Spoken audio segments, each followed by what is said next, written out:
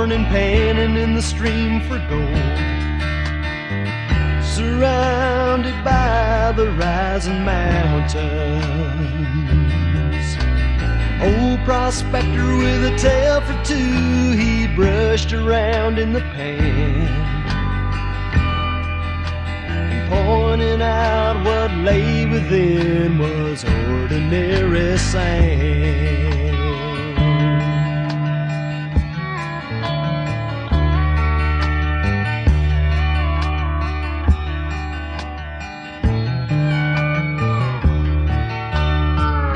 He began with a story about 20 years before, and a younger man who sought his fortune. With a tear or two he told of searching for his treasure,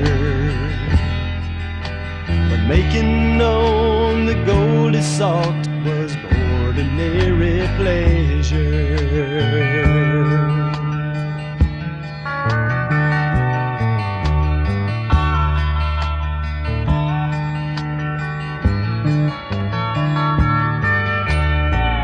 There were years of doing without, and there were years of plenty. He started thinking that life was never steady, excepting when the bills came in and he had no money to pay. Whiskey had never tasted better ordinarily.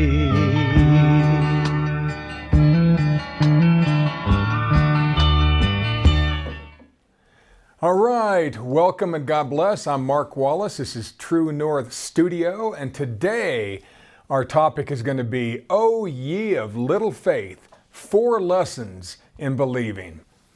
And I think you'll find this quite interesting. How many times have you heard someone say, O ye of little faith, when they thought their bright idea was a no-brainer and you should go along, or you're foolish not to go along with them? You know, the term, "O ye of little faith," is turned into a cute, passive-aggressive phrase to make you drop what you're thinking and reconsider what they are saying.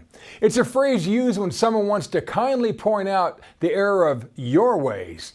We hear it all the time, but it was only said 4 times in the Gospels, and each time it was used by Jesus, it seemed to be like it was to reprove the disciples for their lack of belief, to point out their tiny believing. But was it? What does "O ye of little faith" really mean? It made me think that if their believing is small, and they got to hang out with the Master, and they do miracles all the time, how big is my believing? How in the world could their faith be tiny? After all, these men had left it all to serve with Jesus. They were handpicked by him. These are great people who not only saw miracles on a daily basis, they performed them over and again. How small could their believing have been?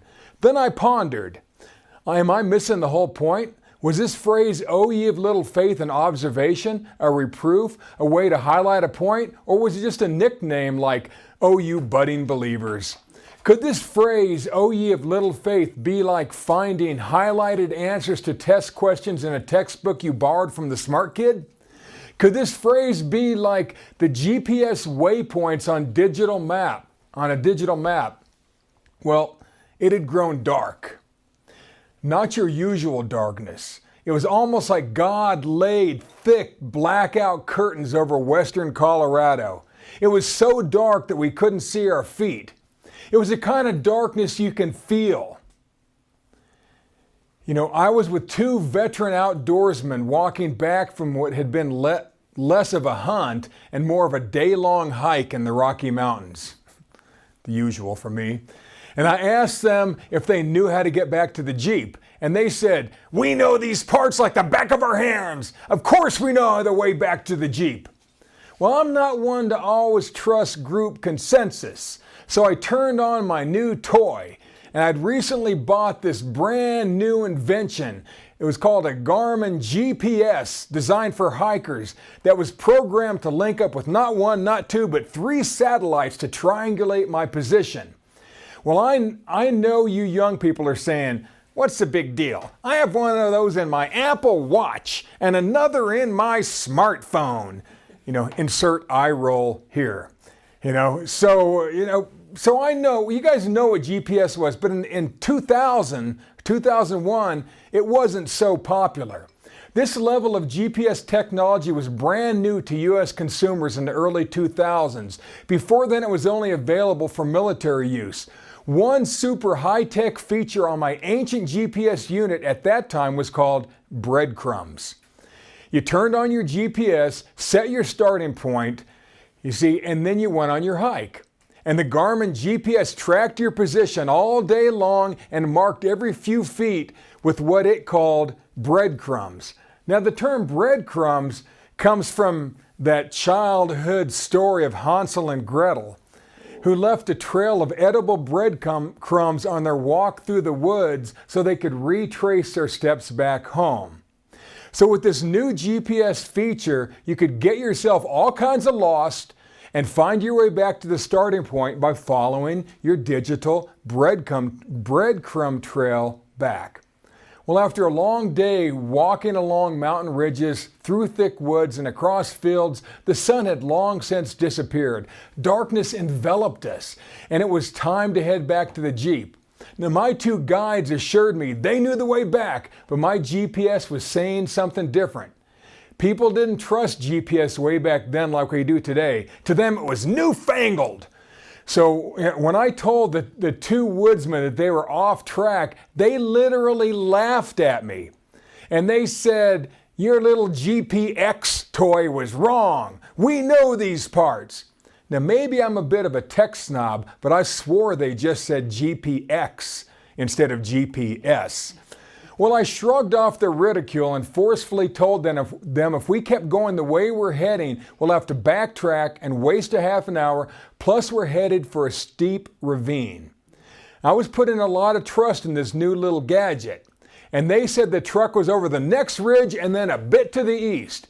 And I said if we turn east right now, we'll beat the Jeep in less than 5 minutes and avoid a steep climb and wet feet. And they mocked me in the little toy that I rode in on. But I insisted, and they finally turned and followed me and my little toy. They gave in to me not because of the dotted breadcrumb trail laid out on my fancy new GPS toy, but because I was overly persistent. Now, from where we started following the Garmin GPS trail, breadcrumb trail, we were only 100 yards away from the truck. The length of one dark football field, we were 5 minutes away. The GPS had been right. When we got back to the Jeep, they wanted to hold the new GPX machine that outsmarted their instincts. They were shocked that my little toy was more accurate than their gut. Life is not always as easy as finding our way back to the Jeep. Our gut is not always right. Our way is not always the way. Well, we all deal with major and minor decisions all day long. Sometimes we're faced with life and death decisions, and other times we just need to figure out how to pay the bills or what shoes we need to wear. You see, for whatever outfit. Sometimes we have to choose between two big life decisions. Other times we allow the group to choose for us. Let's look at 4 life decisions, 4 lessons on believing that are hidden along Jesus' breadcrumb trail that will change the way we live and get us where we need to go. Let's figure out where Jesus was really trying to take us those 4 times when he used the term, "O ye of little faith." Now I'm going to show you how Jesus used one Greek word to highlight 4 common fears that we all deal with. He used the term, "O ye of little faith," which is oligopistos, only 4 times. Each one highlights a different set of fears. Now this is important. It's used 4 times. So I believe these are it's highlighting. It's a way that he separated this out. These are necessary if we're ever going to really walk with power. You see, each one can be laced with fear if we go at it wrong. Each of these situations. Now, sometimes we're faced with life and death situations. Sometimes, and other times we just need to figure out how to pay the bills. Sometimes, like I said before, we have to choose between the two. So now we're going to go through these situations and follow this breadcrumb trail. So let's figure out what Jesus was really trying to say. I just got lost for a second when I got excited on my notes. So, so really, O ye of little faith, or let's change it to O ye of big believing. Now, O ye of little faith, it's oligopistos. And so now let's look at the 4 records separated by the term O ye of little faith, or oligopistos. Oligopistos is a compound word, oligo and pistos. Pistos is a word most of us know. It means faith or believe in, conviction, trust, commitment. It's an action word. Oligo basically means small in size or short in time. Put them together, and oligopistos means you either have tiny believing, or it could mean you're putting in the time and growing into the amazing believer you're designed to be. A third thought is some researchers think that oligopistos could be a nickname Jesus used for his apostles. You're my budding little believers, my growing believing ones. During these 4 examples of believing, of building our believing, the apostles had been with Jesus only a few weeks to maybe half a year. Okay, so we always think of the apostles as just seasoned, hardened believers, and they were amazing all the time. They were new believers. They hadn't even been in what we would call the Word for 6 months. Okay? So how big is your believing? Imagine when you started your job. How good were you after 6 months? Pretty good, but you're not as good as you are now with your job.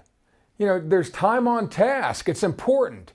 So remember, they were pretty new at this apostle thing, but they were beginning to get it.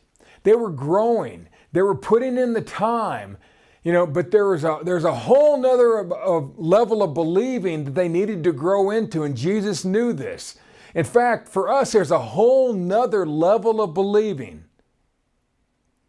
that we can grow into. If they were going to move mountains and do greater works than Jesus did, John 14:12, they had to conquer these 4 fears that stop most believers. So, is oligopistos a name, a critique, or a compliment? Well, I don't believe Jesus was putting down the men he chose. I believe he was encouraging them and challenging them. Let's follow the breadcrumb trail that Jesus laid down and Matthew highlighted, and let's see how each of these 4 records will focus on one common fear and its godly answer. Let's see how we too can grow from budding believers to becoming fully developed powerhouses and super believers.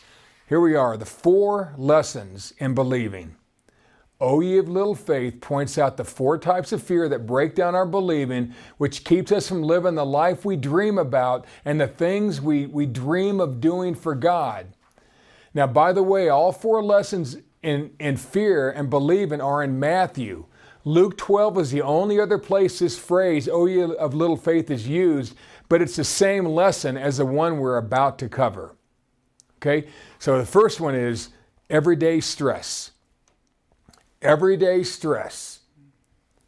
Now, our first stop on the breadcrumb trail to become an amazing Christ-like believer deals with the everyday stresses of needs and wants, having our basic needs met. Now, if our basic needs aren't met, we will seldom have the freedom of mind and freedom of time to really get in there and serve God by helping others that He has put in our path. Handling everyday problems is a type of concern that stresses us out and wears down our believing. It's very individual. It's personal, but every human on earth goes through it. This first waypoint, this first breadcrumb will cover our basic needs being met, plus our desire to have a better life. Now remember that time you received a check in the mail that was exactly the amount you needed to pay a bill? I know it's happened 1,000 times. That's God supplying your basic needs so you can do that other thing that only you can do for Him. It's a simple process. God will supply your every need, and all you need to do is trust Him and do a little bit of work for Him. Sounds simple, right? It sounds simple. But this is the first one. The first record on fear and believing is about choosing your source of supply. Matthew chapter 6, and we're going to read 24 through 33. No man can serve two masters, for either he will hate the one and love the other, or else he will hold the one and despise the other. You cannot serve God and mammon. In other words, you can't serve God and the world at the same time if you ever want to live miraculously. You're going to try. We all try, but it doesn't work. It's like saying you're going to show up for work at two different jobs at the same time. Oops. You're going to date two guys. You set a date with two guys at the same time. Not good. You see, you're about to read the words, take no thought, which in today's terms means don't stress out. Take no thought. Don't be anxious. Don't stress out. Don't stress. Verse 25, therefore I say to you, take no thought for your life, what ye shall eat, or what ye shall drink, nor yet for the body what ye shall put on. Is not the life more than meat, and the body more than raiment? It's really hard. It's really hard, not to do that when your basic needs aren't being met. We're designed to live bigger than our needs. But if all we can think about is paying the bills and, the basic things, it's hard. Verse 26, behold, the fowls of the air, for they sow not, neither do they reap, nor gather into barns, yet your heavenly Father feedeth them. Are ye not much better than they? If God takes care of the birds, He can take care of you. Ever seen a stressed out bird that wasn't in captivity? No. Verse 27, which of you by taking thought can add 1 cubit unto his stature? Now here's one you haven't thought of before. We always think of this verse about growing taller. Think about it. When you're 5 or 10 years old, growing taller may be a huge concern, but not when you're an adult. Most of the people listening aren't thinking, gosh, I sure would like to grow a few more inches. You see, the word stature can mean size and maturity or time on this earth. Think aging and maturing in your time on earth. Which of you doesn't want to live a long, full life as long as you're healthy? Nobody wants to die young. People go to great lengths to regain their health because they don't want to die. Stressing about health and how long you'll live will not only not make you live any longer, it'll actually shorten the time that you live. Does stress help you any? No! Stress can kill you. That's what Jesus is trying to teach His apostles. They're about to live a full life of service. They've left everything. They better learn to believe. Verse 28, and why take ye thought for raiment? Consider the lilies of the field, how they grow. They toil not, neither do they spin. Yet I say unto you that even Solomon in all his glory was not arrayed like one of these. When you throw King Solomon, the richest man who built the richest country, this is no longer about your normal everyday needs. This is now about your wants. And this is cool, because we all have needs, but everybody on earth also has wants, do they not? Everybody does. The shoes you want, the car you want, the vacation you want. Did you know that God is just as much concerned about your abundance, your wants, as He is your needs? This next verse talks about God taking care of the short-lived wildflowers, even better than he cared for the wealthy and healthy King Solomon. Verse 30, wherefore if God so clothe the grass of the field, which today is, and tomorrow is cast into the oven, shall he not much more clothe you, O ye of little faith? There's our word, oligopistos. Finally, the first of 4 usages of the word oligopistos, translated, O ye of little faith. This first one is highly personal, totally individual, and very specific to you and your level of believing. What you need and want is a bit different than what others need and want. Matthew 6:31-33, therefore take no thought, saying, what shall we eat, or what shall we drink, or wherewithal shall we be clothed? For after all these things do the Gentiles seek, for your heavenly Father knoweth that ye have need of all these things. God knows you need healthy food to eat. You need money to pay the bills. You need good clothes to wear. He wants you to have your wants as well. Why not? He owns the universe. Everyone on earth wants the same thing, whether you live in a jungle, a city, or on the beach. In simple terms, the word Gentiles means anyone who hasn't been trained to trust God to supply their needs. In terms of this teaching. Now we come to the answer to the first fear. Verse 33, but seek ye first the kingdom of God and his righteousness, and all these things shall be added unto you. Diligently seek the power of God. Figure out how to live righteously. Then all these things will be added to you. Lesson 1 in building your believing is not just, put God first. It's to seek, to explore the entire kingdom of God. It's not just putting God first. Explore, seek, look for the entire kingdom of God. Well, what does that mean? It means we must figure out what is available to us spiritually and to go for it. The whole thing is he's getting them to stop thinking about just their physical and think how God can supply. You seek the entire kingdom of God first, and you will have untold abundance. The world focuses on the physical, but we set our sights much, much higher. We focus on the spiritual, folks. We don't just want the riches of the world, we want the riches of God. We want to live above the limits of the physical laws of nature. We want to live the miraculous. Would you rather just have a big paycheck, or would you rather live a miraculous life?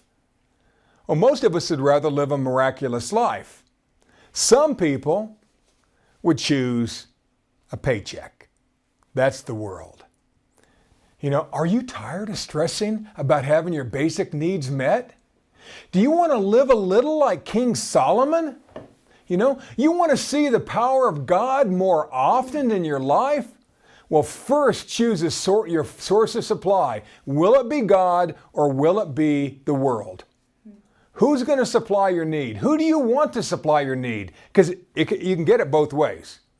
If you choose God, then 1, diligently seek and expect the power of God to show up in your life. And 2, persistently find ways to live righteously, which means living right. Then all these things will be added unto you. All what things? Food, shelter, clothing, and more. Like Solomon had. And abundance. You're going to have your basic needs met, plus, if you do those 2 things, there is nothing to worry about anymore. There is no stress. That is, O ye of little faith, lesson 1. Okay, so now the second one, life and death. Life and death. This next lesson on our trail of believing is concerning the real-time fear of life and death. It's about handling traumatic fear and its aftershock. We all deal with it. It's not as much personal as it is public in this setting. The fear is bigger than just us, but there is a way to believe through it. This is the fear we all deal with when we or our loved ones face death. At some point in our lives, we will all face this deep, mind-altering fear of death. It can hit as suddenly as an earthquake, a suicide, the death of a child, or an explosion, or it can sneak up on you like finding out your mom has Alzheimer's. It can be a cumulative, mind-numbing fear of being raised in a dangerous neighborhood or in an unstable home. This is traumatic fear that can become post-traumatic. It can haunt you and keep you from reacting properly. This fear of death will affect everyone who loves you, and it freezes your believing in its tracks. Hebrews 2:15. This fear stops you from seeking your true abundance. This is a fear that affects more than just you. This is a fear that affects your family, your team, your battle buddies. This is a mortal fear, real fear, gripping fear, haunting fear, PTSD type of fear, life-changing fear. I remember when 9/11 happened, and I can still feel it. Josephine and I were living in Colorado, but our son was in New York City. His modeling agency was downtown, not far from the World Trade Centers. And when those buildings collapsed on themselves and fell, and you saw the images on TV, and thousands of people died, we feared for his life. Like any parent, our minds turned to our son. Nothing else mattered at that point. Had our son been near the towers? We didn't know. Was he okay? We didn't know. His cell phone just kept going straight to message 100 times. And believe me, Josephine called it 100, 200 times that day. It was many horrifying hours before we were able to finally connect with him. Josephine told me that took a chunk out of her life. Years after 9/11, Josephine and I years before 9/11, Josephine and I once lost a child, an infant. Now, you never get over that. You never get over that. Those of you who've served in combat zones or who served as EMTs or first responders, you know exactly what I'm talking about. Twice I've had people jam guns in my ribs while I was trying to talk them down from suicide. I had to fight and wrench the gun away from them so they wouldn't shoot me and then shoot themselves. That level of fear, that moment between life and death will scar us, but we don't have to let it freeze us. Folks, all of us are going to deal with that stuff. I'm not trying to be dramatic here. Most of you already have. Matthew 8, 23 through 27. And we're going to see our second oligopistis. Oh, you have little faith. Verse 23. And when he was entered into a ship, his disciples followed him. And behold, there arose a great tempest in the sea, insomuch the ship was covered with waves, but he was asleep. Okay, typical Jesus. Okay, now this was not a normal storm that fishermen face a few times a year on the lake. This is not the type of storm you see coming from a long way off and you have some time to prepare for it. The word tempest should be translated earthquake. Now today we know that the area of Galilee is on two fault lines, and it's on the boundary of two major tectonic plates. An earthquake on the Sea of Galilee strikes suddenly, violently, and it's like an explosion underwater. These earthquakes were fearsome, frightful, and they were usually deadly. Usually deadly. You see, and all these fishermen, at least 4 of those guys are fishermen, they knew about these things. In an instant, the erratic seismic waves totally covered the ship. There were 12 apostles and 1 Christ aboard, and Jesus somehow slept through it all. Verse 25, and his disciples came to him and awoke him, saying, Lord, save us, we perish. The apostles who who were fishermen had all heard of or been through one of these underwater earthquakes. They'd probably lost friends and family. The non-fishermen would have been even more afraid for their lives. The apostles' only chance of survival as they saw it was waking up Jesus, so they shook him awake. Remember, it said the boat was covered with waves, which means that it was almost totally under the churning water. It was covered with water. How it was still floating, I don't know. I've never been in a boat other than a canoe that was covered with water, and we did that on purpose. You see, the 12 were almost gone here, folks. They were facing sure death. And verse 26, and he said unto them, why are ye fearful, O ye of little faith? Then he arose and rebuked the winds and the sea, and there arose a great calm. And there was a great calm. Now here Jesus questions them on their fear. The fear here was dread or timidity to act.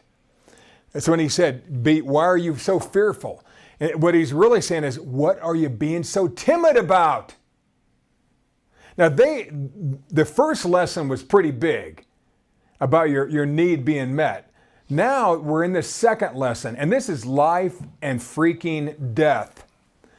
Now they were afraid for their lives, but they didn't act on what they knew. They'd been with Jesus enough to know, you see, but they didn't act. They were afraid to act. They were too timid to act. And we'll understand this a little more in a couple of minutes. Sometimes you don't act because somebody else doesn't act. But that's going to be number 4. Okay.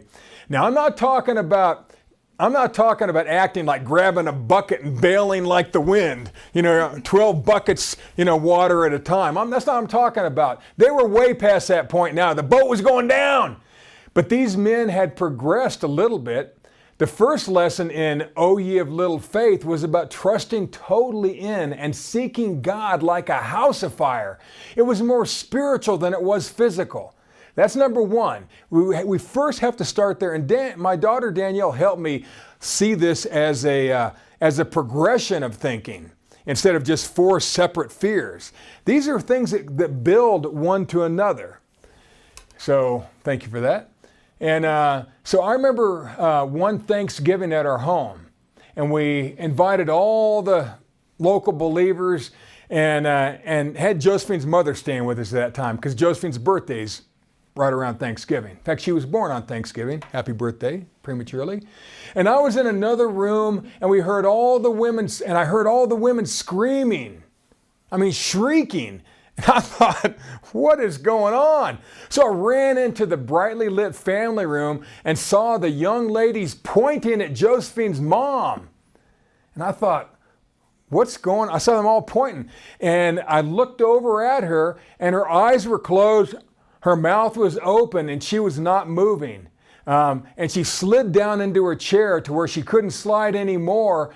And I didn't think. I ran in there, I picked her up, and I carried her into a dimly lit, quiet room away from the screams, really for my own good. And I quickly checked her pulse. Nope. I checked her breath. None. I did not do CPR. But I prayed. And before I finished my prayer, she took a deep, ragged breath, opened her eyes, and said, "Where am I, and how did I get in this room? Let's go back to the party." Josephine's mom. Classic Rose. Now, was she dead? I don't know. I didn't run all kinds of tests, but she had no heartbeat and she wasn't breathing. Okay, so, whatever that means, you figure it out. And all I know is that when I prayed, she revived. As crazy as it seems, I went to God first.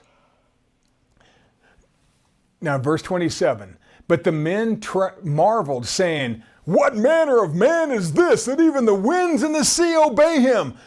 They'd already seen tons of stuff. But it's just one more time Jesus blew their minds.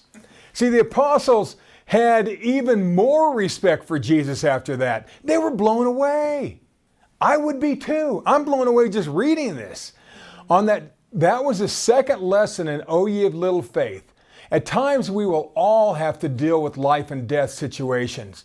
I wish we didn't, but we do. We will all be momentarily stopped in our tracks and not know what to do for a second. That's pretty normal. It's pretty normal.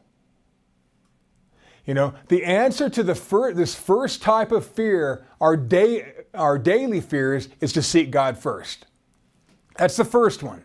Now this second one, the answer to this second type of fear, the fear of death, is to not be timid about seeking God first. Or just not be timid about seeking God. Going to God while staring death in the face is lesson 2. It may not make any sense, folks. It might have been smart for me to do CPR. I knew how to do it. I'd been trained. I just had been trained. You see, but that wasn't my thought at that time. I heard a voice crying inside of me to do something different. You see, now we're going to number 3, decision paralysis. Decision paralysis. None of us like to admit this next lesson on fear. It's embarrassing. This type of fear is real as rain, but it will drown you almost as fast as an earthquake under the lake. This lesson number 3 in O Ye of Little Faith, oligopistos, is pretty good. Now we've all seen that guy in the store, in the supermarket, holding an item in each hand, but having trouble deciding, trouble deciding which one is best. You know what I'm talking. You've seen the person, right? Well, this is not what Matthew was talking about here. It's not just being indecisive, okay? This is decision paralysis. This is caused by being torn between two of life's biggest decisions. It's a proverbial crossroad. At times in our lives, we find ourselves standing at a major crossroads where we have to make an important choice. It's at these critical junctions that we need to make a decision that will affect the rest of our life. Should I take the job or get married? Go to college or go to India? Get the surgery or go the natural route? Buy a Honda Pilot or a Toyota Highlander? Some crossroad decisions don't really matter. Honda Pilot, Highlander, about the same, okay? Some don't matter. But some can make a huge difference. Some crossroads decisions, some don't really matter. Some matter very much. Sorry, I'm getting excited here. Got to slow her down. But we are talking about the decisions that paralyze you. Paralyze! So I've seen this decision paralysis many times in dealing with people who just lost a child or a loved one. They can't hold a thought, they can't hold a conversation, they can't even hold a sympathy card. They're frozen in a surreal limbo, paralyzed between two choices, frozen between two major life decisions. They need to decide things, but they can't choose. Especially when you go with them to the funeral home. Those are some salesmen, let me tell you. But it's the worst time for somebody to have to make decisions. This is the second individual attack, the second fear that we typically must deal with, on our own. This one is sort of individual. And I've experienced this decision paralysis when I was told our newborn daughter needed surgery ASAP. And the doctors were tapping their feet waiting for me and Josephine's okay. They wanted to do surgery. Now I defied my own typical advice. I usually tell the I usually go with what the doctor said. But I told the doctors, no freaking way. You're not taking out my baby's spleen. And they were like, what? They blanched. They couldn't believe that I rejected the doctor's advice. Well, I usually don't. But something deep within me told me to say no and I listened. Now, I'm not one of those guys who rejects sound medical advice because I believe it's all in God's hands. But I am one of those guys who believes in the still small voice of God. And this one was screaming at me. The next day, the doctors came into a room and said that they were glad they didn't remove the spleen because that was not the problem. That wasn't the problem. My daughter still has her spleen and is still with us today. And I don't even know what the spleen does, you know. But let's look at the third type of fear that we're going to have to learn to believe through. Now, the apostles and Jesus had just fed 5,000 men, not including women and children, with 5 loaves of bread and 2 small dry fishes. It was a miracle of miracles. Matthew chapter 14, 22 through 33. And straightway Jesus constrained his disciples to get into the ship and go before him to the other side while he sent the multitudes away. Okay, he's going to stay behind. Jesus sent the apostles off in the boat to head toward the other side of the lake. And it was only 5 to 8 miles across. And he was going to send the crowd home and get some private prayer time. Okay, we all need a little downtime sometimes, don't we? Mm-hmm. Okay, so did he. He had to keep his head together. He had to recharge, and that's how Jesus recharged. Maybe a good lesson for us too, huh? Maybe a good lesson. Verse 23. And when he had sent the multitudes away, he went up into a mountain apart to pray. And when the evening was come, he was there alone. 24. But the ship was now in the midst of the sea, tossed with waves, for the wind was contrary. Now, this is not the seismic storm, okay? This was just wind. It was windy. Okay, and while they were out, the wind kicked up and started moving the boat around like it was a little toy. Okay, maybe you've been out on a boat like that before. It's a little spooky, but these were fishermen. And in the 4th watch of the night, Jesus went unto them walking on the sea. And we're so used to hearing that, but it's sort of amazing. It's pretty amazing. If they were in the middle of that lake, he walked maybe 2.5, 3 miles on the water to get there. Okay? Now, how much would you have to keep your head together to walk on the water? And we're talking about decision paralysis here. We're going to get to that in a second.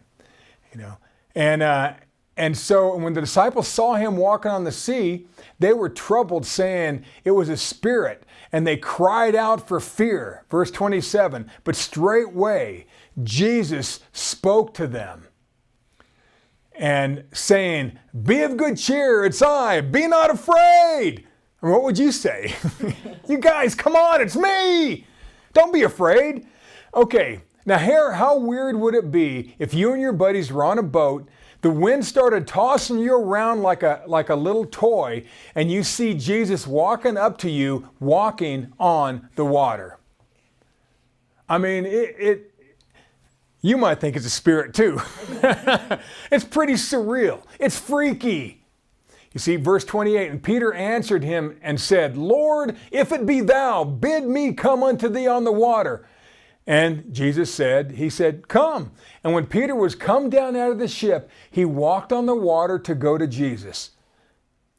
Now, you think Peter had ever done this before when he was a fisherman? No. If he stepped out of a boat, what was he going to happen? He was going to go swimming, right? Okay, this time he stepped out and he was walking on it like it was concrete, moving concrete. So Peter was learning to think beyond the senses now. You see how he's grown? Now Peter's like, okay, I see him doing it. He's teaching us to think beyond the senses. So I'm going to try it. So he stepped out and he started walking toward Jesus. Of course, where else would you walk, right? You aren't going to jog around the boat. He walked to the guy who else was standing out there, right? And he wanted to do what he saw Jesus doing. Pretty normal stuff, or super normal. Now, Peter, a man of many boats, actually walked on the water here. It's amazing, it's miraculous, and it's unbelievable. Verse 30, but when he saw the wind boisterous, he was afraid, and beginning to sink, he cried, saying, Lord, save me! And immediately Jesus stretched forth his hand and caught him, and said unto him, O thou of little faith, wherefore didst thou doubt? Okay, there's our third one. O thou of little faith. Now, he wasn't trying to make Peter feel worse. But the key here is, wherefore didst thou doubt? The word doubt, it's a cool word. It means to duplicate or try to do two things at one time. That's the crossroad. You ever started walking down the hall and you want to go this way and you go, no, I got to go this way, and then you sort of stumble for just a second? Well, you don't want to do that on the water in a storm. Peter believed big enough to walk on the water, but his mind tapped him on the shoulder and said, hey, bud, you can't walk on the water. He'd made it all the way to where he saw the soaked and smiling Jesus wave walking. Jesus standing there going, come on, I could just see this, and then Peter's walking out there, whoa. And then he stopped and he goes, what am I doing? I can't do this, Now he's having second thoughts. It's a dumb time to have second thoughts when you're walking on the water in front of Jesus, and the boat's back there. See, that's a crossroad decision. Which way to go? Which way to think? This single-minded focus goes back to lesson 1. Totally trust God. This goes against lesson 2, being timid or cowardly thinking, not thinking outside the box. So he right then, in that crossroad, he forgot about God and he forgot about not being timid with the miraculous. And these apostles had to learn to think above the laws of nature and beyond the laws of physics. After all, nothing is impossible with God, Luke 18:27. Nothing's impossible with God. Verse 32, and when they were coming to the ship, the wind ceased. And when they were in the ship, and they that were in the ship came and worshiped him, saying, of a truth, thou art the Son of God. He's like, duh. The answer to the first type of fear, our daily fears, is to seek God first.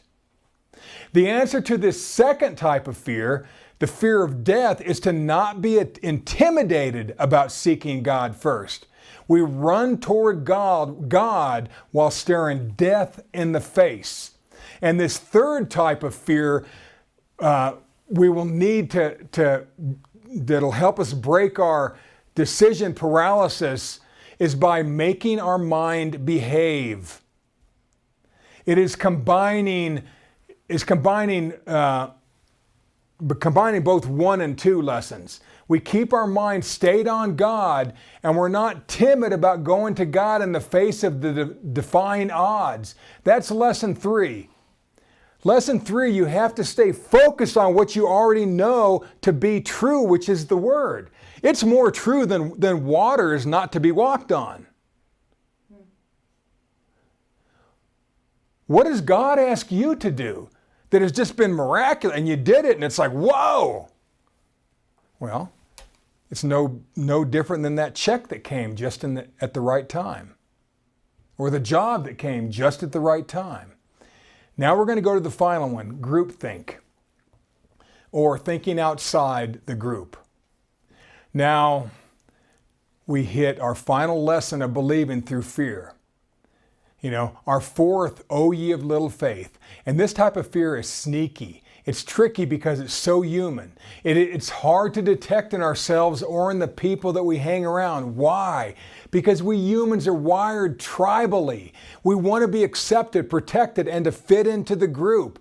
We see it in school lunchrooms. We see it in boardrooms. We see it in countries and cultures and races of people. You may even see tribal thinking a wee little bit in politics. If you've ever been deeply involved in a ministry, you have experienced it. Now, I don't need to use a personal incident this time because you all understand the power and control of groupthink, tribal thinking, or at its worst, mob mentality. When you see people looting after a riot, wheeling a basket of free goodies at a Target, these people know better, but they're swept away in mob mentality or groupthink. See, they're told that it's okay, so it's okay. Whereas everything in them telling them it's wrong, but they go along with the crowd. Whenever you feel like it's us and them, or us or them, you are swimming in groupthink. I have seen it so many times with ministries. You know, the apostles had just participated in the miracle feeding of 4,000 men plus women and children. This is after the feeding of the 5,000. These apostles were starting to get the hang of this believing beyond the box level of life. That's where we all want to get, believing beyond the box level of life. The first miracle feeding left them 12 small basketfuls about the size of backpacks. The second feeding of 4,000 left them 7 basketfuls, but these were industrial baskets that were large enough, each one was large enough to hold a full-grown man or a swarm of fish. These were huge industrial baskets. You know, the jealous religious leaders began hassling Jesus after this. I mean, they were really coming down on him. You know, and they were vicious, these guys. Their words were caustic. They were hateful, spiteful. They were trying to turn everyone against Jesus. They even got to his mother and brothers about that time. Remember when they thought that he was crazy? These religious leaders convinced Mary that her son was psycho. That's groupthink, folks. It's groupthink. And his brothers. The apostles got Jesus aboard and they shoved off. And the only problem in their getaway was they forgot to bring the huge baskets of bread. Oops. Now, I don't know how they could have missed that. But when you're getting hassled a lot, you know, it affects your mind, doesn't it? Yes. You know, and so Matthew 16, verse 6 through 11. Then Jesus said unto them, take heed and beware of the leaven of the Pharisees and of the Sadducees. Those are 2 religious groups. And Jesus thought this would be the perfect time for a teaching moment. The perfect time. Okay, now we're in the boat. We're away from these idiots. Now I'm going to teach you a lesson. I've been wanting to teach you this. Beware of the leaven of the Pharisees. He started telling his men to be super careful of the words that they allow to fester and bubble up and expand in their minds, especially from religious people. Now watch how the apostles totally missed the point. It's so funny, but it's so human. 7. And they reasoned among themselves, saying, is it because we have taken no bread? Which when Jesus perceived, he said unto them, O ye of little faith, why reason ye among yourselves because ye have brought no bread?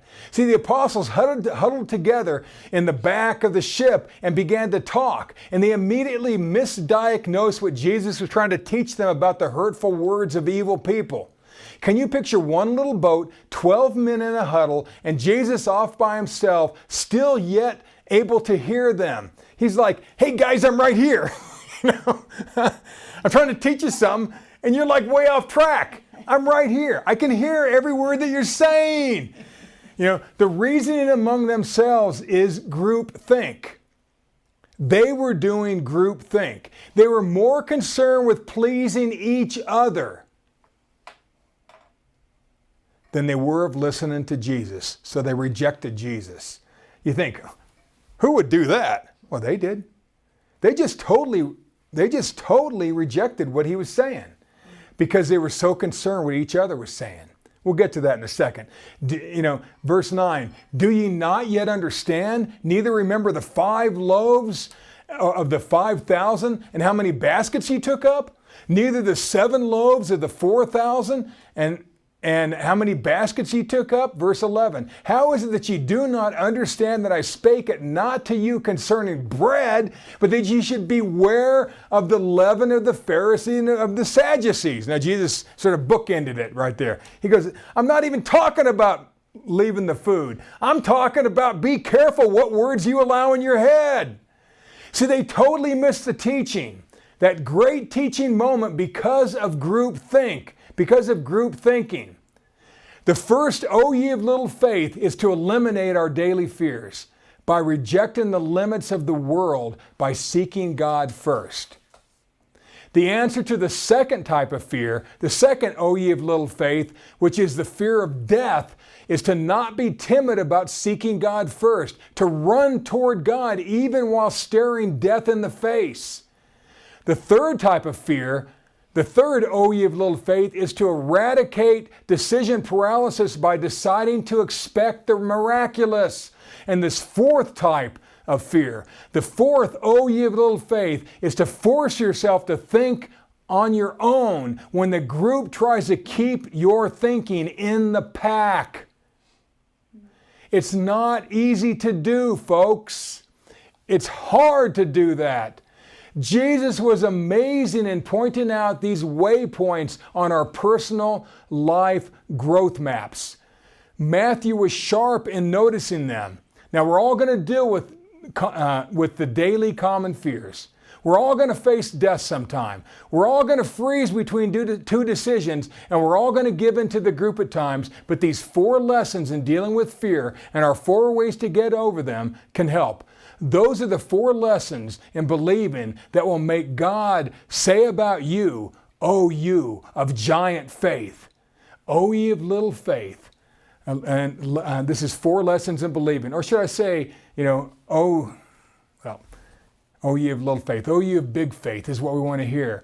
And I think it's great. So I love you all.